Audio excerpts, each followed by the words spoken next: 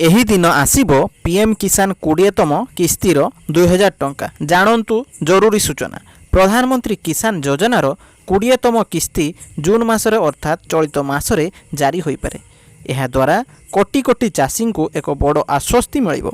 ଯଦି ଆପଣ ପ୍ରଧାନମନ୍ତ୍ରୀ କିଷାନ ସମ୍ମାନ ନିଧି ଯୋଜନାର ହିତାଧିକାରୀ, ତେବେ ଆପଣଙ୍କ ଆକାଉଣ୍ଟକୁ ଶୀଘ୍ର 2000 ଟଙ୍କା ସ୍ଥାନାନ୍ତର କରାଯିବ।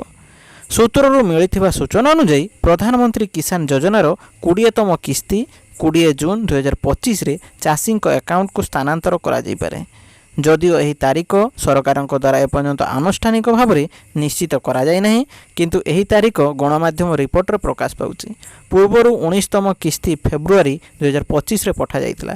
ଏଥିରୁ ଅନୁମାନ କରାଯାଇପାରେ ଯେ ପରବର୍ତ୍ତୀ କିସ୍ତି 3 ମାସ ପରେ ଅର୍ଥାତ୍ ଜୁନ୍ ମାସରେ ଜାରି କରାଯାଇପାରେ।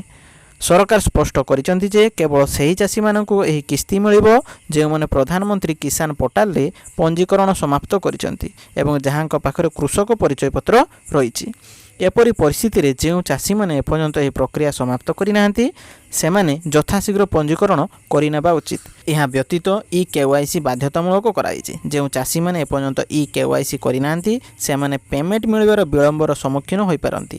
ଆପଣ ପିଏମ୍ କିଷାନ ପୋର୍ଟାଲକୁ ଯାଇ ଫାର୍ମାର କର୍ଣ୍ଣରରେ ଇ-KYC ବିକଳ୍ପ ବାଛିପାରିବେ ଏବଂ ଆଧାର ନମ୍ବର ସହିତ ବାୟୋମେଟ୍ରିକ୍ ପ୍ରକ୍ରିୟା ସମାପ୍ତ କରିପାରିବେ। ଏହି ସୁବିଧା ନିକଟତମ CSC କେନ୍ଦ୍ରରୁ ମଧ୍ୟ ପାଇପାରିବେ।